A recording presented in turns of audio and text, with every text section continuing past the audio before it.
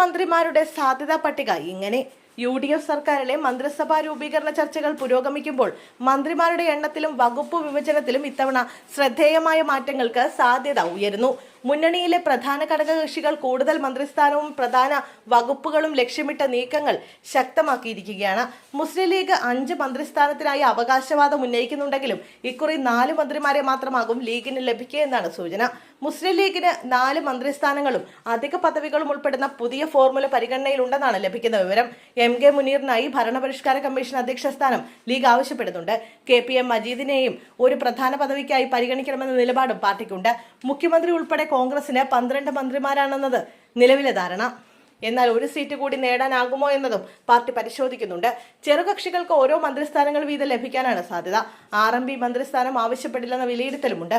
Kerala Congress Joseph ഭാഗത്തിനും ഒരു മന്ത്രിസ്ഥാനം കൂടാതെ ക്യാബിനറ്റ് റാങ്കുള്ള ഒരു പദവിയും ലഭിക്കാനിടയുണ്ട്. PJ ജോസഫിനായി ഭരണപരിഷ്കാര കമ്മീഷൻ അധ്യക്ഷ സ്ഥാനം വേണമെന്ന ആവശ്യം പാർട്ടി മുന്നോട്ട് വെച്ചിട്ടുണ്ട്.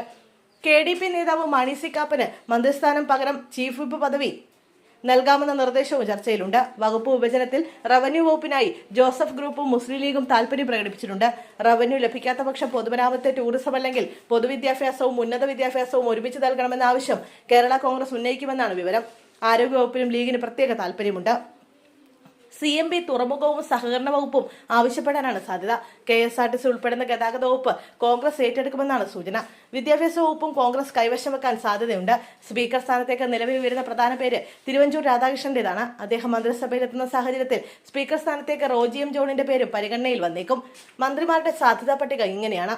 കോൺഗ്രസിൽ Ramesh Chennithala, Sunny Joseph, K. Muraleedharan, Thiruvanchoor Radhakrishnan, N. Sakthan, AP. Anilkumar, PC. Vishwanath, Shanimol Usman, M. Liju, Bindu Krishna, T. Siddique, VP. Sajeendran. ഇവരിൽ നിന്ന് ഒരാൾ സ്പീക്കറും ഒരാൾ ഡെപ്യൂട്ടി സ്പീക്കറുമാകും. കോൺഗ്രസ് പരിഗണിക്കുന്ന മറ്റു പേരുകൾ VT. Balram, Mathew Kuzhalnadan, Anwar Sadath, Jyothikumar Chamakkala, K. Jayanth, M. Vincent. Muslim ലീഗിന്റെ പരിഗണനയിലുള്ളത് PK Kunhalikutty, PK Basheer, N. Shamsuddin, KM Shaji, KM Ashraf എന്നിവരെയാണ് പരിഗണിക്കുന്നത്. കേരള കോൺഗ്രസ് ജോസഫ് ഭാഗം മോൻസി ജോസഫിനെയും കേരള കോൺഗ്രസ് ജേക്കബ് ഭാഗം അനൂപ് ജേക്കബിനെയും RSPയിൽ നിന്ന് ഷിബു ബേബി ജോൺ, CMBയിൽ നിന്ന് CP ജോൺ, KDPയിൽ നിന്ന് മാണി സി കാപ്പൻ എന്നിവരുമാണ് സാധ്യതാ പട്ടികയിൽ ഇടം പിടിച്ചിരിക്കുന്നത്.